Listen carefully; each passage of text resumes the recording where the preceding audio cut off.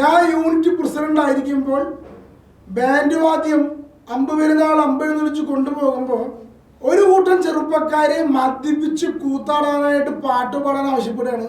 അത് കപ്പയുടെ മുമ്പിലെത്തിയപ്പോൾ അവർക്ക് വേണ്ട പാട്ട് സിൽക്ക് സിമിതയുടെ ഏഴിമല പൂഞ്ചോല.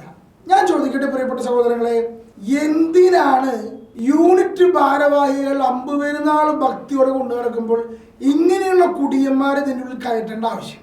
എന്തിനാണ് ഭക്തിസാധനമായി എഴുന്നള്ളിച്ച് കൊണ്ടുപോകുമ്പോൾ അതിന് മുമ്പിൽ സിനിമാ പാട്ടുകൾ ഉപയോഗിച്ച് ബാൻഡ് വാദ്യം വായിക്കേണ്ട ആവശ്യം?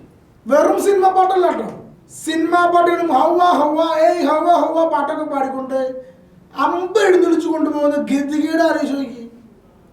ഞാൻ ചോദിക്കട്ടെ, ഇങ്ങനെ ഒരു പെരുന്നാൾ നടത്തണം? ഇതിനു വേണ്ടിയിട്ടാണോ നമ്മൾ പെരുന്നാൾ ആഘോഷിക്കുന്നത്? ഇത് കണ്ടിട്ട് ഏത് വിശുദ്ധനാണ് നമ്മോടൊരു സന്തോഷം തോന്നുക?